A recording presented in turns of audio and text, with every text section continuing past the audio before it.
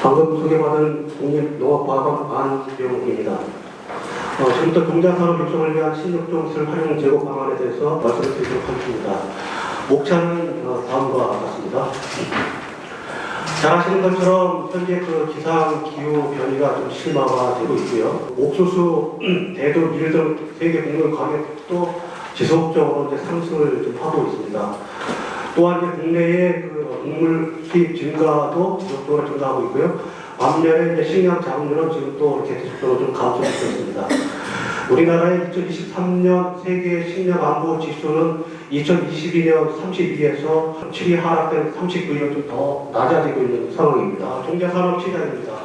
우리나라의 국내 종자 시장은 세계 종자 시장 47억 호를 기준으로 볼 때 여전히 1.4% 수준에서 멈추고 있다. 그런 상황이고요. 또 하나는 생명과학 종자도 면적이나 BM 종자 시장도 지속적으로 좀 증가할 수 있습니다. 우리 세계 종자 시장은 보시는 것처럼 옥수수 콩이 71%로 곡물이 주력으로 점유를 좀 하고 있습니다.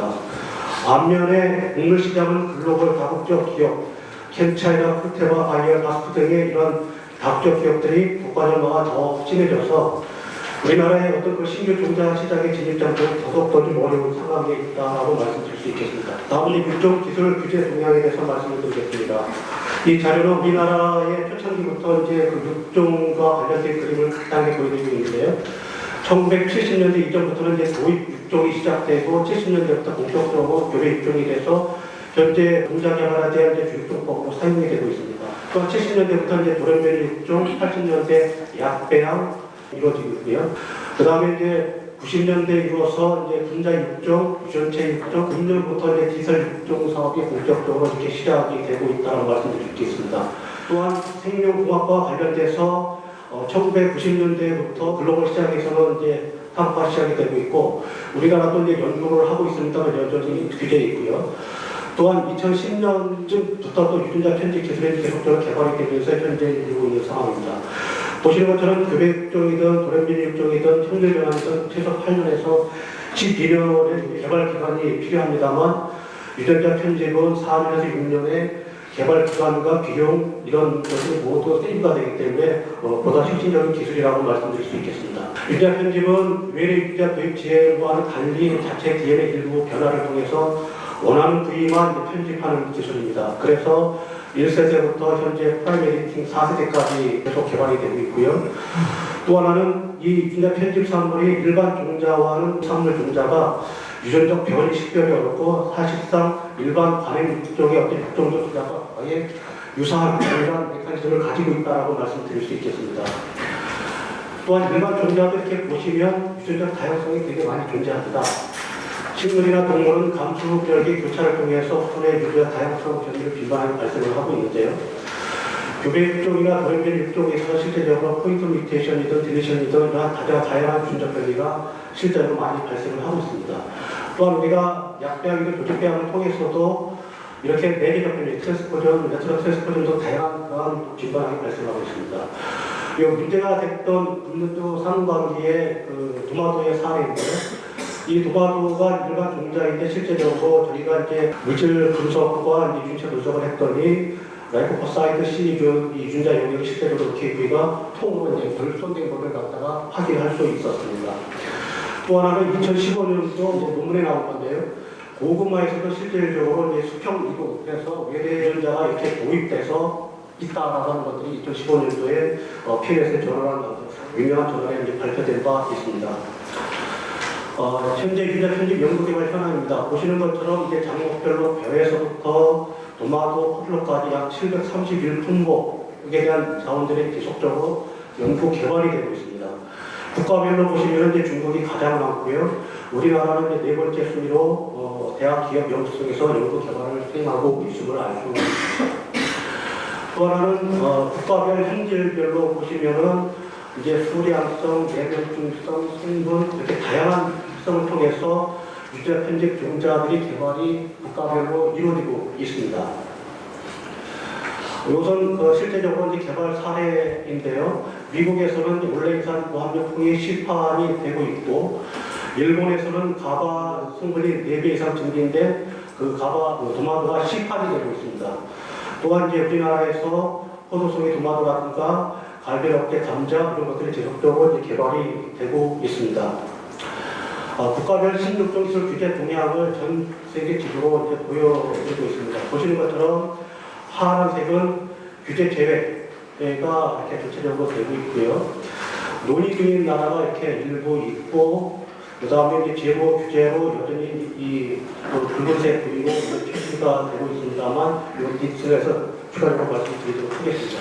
국가별 규제 동향에 대해서 간략하게 말씀을 드리면, 미국에서는 생명과학 작물 신규정 시큐해서 2020년 6월 달에 농무부에서 이렇게 이런 내용을 반영해서 안에서 평가를 연재하고 하는 그런 규제 완화를 발표를 한 바 있습니다. 일본 또한 카르타헤나법 대상의 생물 취급 방법 방침을 15년도에 발표하고 환경성과 농림사성에서도 이러한 내용을 통해서 규제 완화를 발표한 바 있습니다. 영국에서는 금년 3월에 정밀 육종 제네틱 테크놀로지 액트법이라고 해서 역시 정밀 육종 생물체, 식물과 동물의 하나입니다만 GMO 규제를 면제를 하겠다라고 금년 3월 달에 발표를 하였습니다. 중국에서는 작년 1월에 환경이나 식품 안전성에 문제가 없다고 여겨지는 유전자 편집 작물에 대해서도 역시 규제 완화를 발표해서 개발을 서두르고 있습니다.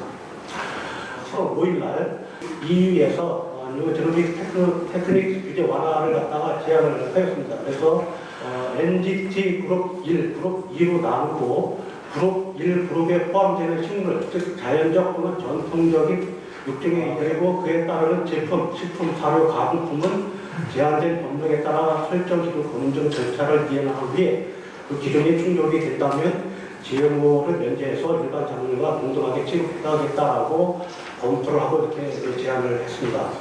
여기에 해당되는 것은 SDM1, 시스제네시스, 인트라제네시스 등이 포함이 되겠습니다. 우리나라의 상황은 조금 전에 얘기가 나왔습니다만 작년 7월 달에 그 국무회의를 통과하고 현재 국회에 상정돼서 기류 중에 있는 상태입니다.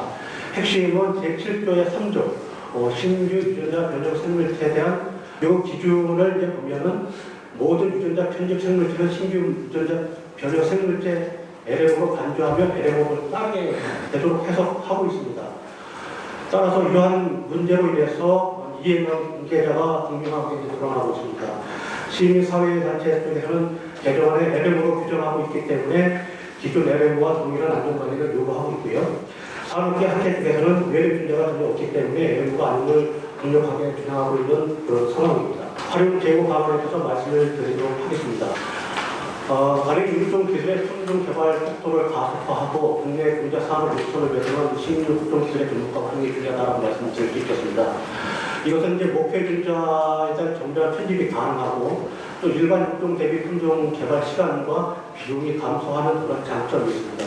또한은 지금 교배가 이제 불가능한 작물이나 관행 육종으로 개량이 어려운 품목도 적용이 가능하기 때문에 이러한 이 기술과 전국 활용이 매우 중요하다고 말씀드릴 수 있겠습니다. 정부 농자산업 육성 정책에 있어서도 이제 그 신육종 기술을 명시해서 핵심 전략 기술로 명시해서 지금 추진을 하고 있습니다. 그게 3차 농자산업에도 반영이 되어 있고요. 그린 바이오 산업 육성 방안에도 이 기술이 반영이 되어 있습니다. 두 번째는 다국적 기업은 바이오 기업 등과의 제휴 등을 통해서 유전자 편집 기술의 활용과 투자를 적극적으로 확대해서 지속적으로 농자 시장을 장악하고 노력을 갖다 지속적으로 선점하고 있습니다. 세계 농자 시장 규모가 이렇게 3.8%로 이제 증가하고 있다고 감안한다면 유전자 편집 기술에 대한 시장은 더더욱더 증가할 것으로 예상이 되고 있습니다. 또한 이렇게 보시는 그런 기업들, 그런 편집 기술 기반 기업들의 연구 개발 활동도 상당히 좀 적극적이고요. 또 다국적 기업들과의 스타트업 지원을 통해서 품종 개발에 분야 개발에 더욱더 좀 확대하고 있습니다. 그렇기 때문에 이런 국내 개발 기술의 세계 분야 시장에 더욱더 어려운 상황이 있다 말씀드릴 수 있겠습니다. 다음은 유전자 편집 기술을 포함한 신육종 기술을 통해서 개발된 작물에 대해서 실효성 있는 규제 논의가 국제적 국가적 논의가 활발하게 진행되고 있습니다만 조금 전에 말씀드렸던 것처럼 EU가 규제 완화를 갖다가 전면적으로 검토하는 상황이 있다고 하면 거의 이제 우리나라 정부나 규제에 이렇게 포함되어 있지 않나라고 말씀드릴 수 있습니다. 다음은 국내 유전자 편집 기술을 작물 중에 적용한 연구 확대가 되고 있으나 사회적 수용성, 기업의 영세성, 제도적 한계 등으로 인해서 여전히 국내에서는 글로벌 실용화의 어려움도 존재하는 것도 사실입니다. 특히 이제 그 과학계 의견과는 달리 일부 이제 그 시민사회단체 등을 중심으로 해서 LM으로 인식해서 이제 반대 입장을 지금 보여주고 있습니다. 두 번째는 이제 국내 종자개발의 영세성으로 인해서 R&D 인력 투자가 미흡해서 경쟁력 있는 핵심 종자 개발 확보하는 것도 좀 문제가 있을 수 있고요. 또 하나는 그 차세대 신육종 기술 개발 사업이 이제 2026년도에 종료되기 때문에 이 기술에 대한 후속 사업도 정부에서 정책적으로 적극적으로 확대 추진할 필요가 있습니다. 지금까지 잠깐 이제 설명을 드렸습니다만 여기 이제 자료는 포함되지는 않았습니다만 그 모든 유전자 교정 생물체를 갖다가 지금 예의 없이 이제 그 LM으로 이제 간주하고 있기 때문에 다른 이제 수출국에서 우리나라로 이제 들어올 때 국가 간의 무역 이슈가 발생할 수 있는 그 우려가 실질적으로 이제 예상이 되고 있습니다. 또 하나는 이제 국가가 이제 다른 LMO 규정에 따라서 이제 면제 대상을 확인하는 심사와 관련해서 외국에서는 이제 완화가 돼서 이제 LMO가 아닌데 우리나라는 여전히 LMO로 이제 그러니까 인식하고 있음에 따른 어떤 그런 국가간의 분쟁 발생 이런 문제도 실제적으로 이제 예상이 될 수 있겠습니다. 또 하나 이제 검사나 동정이 어려운 점을 좀 막기 위해서 유전자 편집 사무를 자연적으로 돌연변이 이런 이제 주장할 시에 유전적 변이가 실제로 확인이 어렵기 때문에 불법 종자 유통에 대한 그런 문제도 또 이제 이슈가 발생할 수 있을 것으로 예상되고 있습니다. 마지막입니다.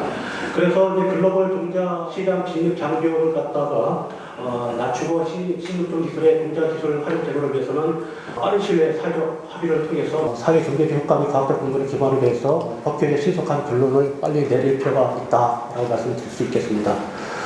왜냐하면 대학 산업계에서 유전자 편집 기술을 활용한 연구 성과물이 증가되고 있고 이런 성과물은 실질적으로 종자 바이오 소재된 국내 그린 바이오 산업 육성 활동화 측면에서 굉장히 파급력이 클 것으로 예상이 되고 있습니다. 또 하나는 이제 신육종 기술에 관심이 증대되고 있는 상황에 있어서 종자 산업 육성과 글로벌 종자 시장 진출을 위해서 여전히 국가적으로 정부적으로 정책 지원과 연구개발 투자가 확대 필요하다라고 말씀드릴 수 있겠습니다. 유전자 편집 기술의 정확성, 효율성 등이 개선된 원천 기술 개발이 지속적으로 개발되고 있고 발행 육조로 불가능한 종자 기량의 적극 활용을 위한 그런 정부 투자도 필요하고요. 또 현재 지금 그 농진청하고 이제 우루과이 쪽하고에서 지난달에 그 농업생명과학 협력 MOU 체결을 통해서 국내 생명공학 연구 성과물을 갖다가 해외 시장을 진출하는 그러한 MOU도 좀 체결한 바 있습니다. 그래서 이러한 다양한 각도를 통해서 저희의 국내 그린바이오 산업을 갖다가 활성화할 수 있는 이러한 규제 완화가 좀 필요하지 않나라고 말씀드릴 수 있겠습니다. 이상 발표를 마치겠습니다. 감사합니다.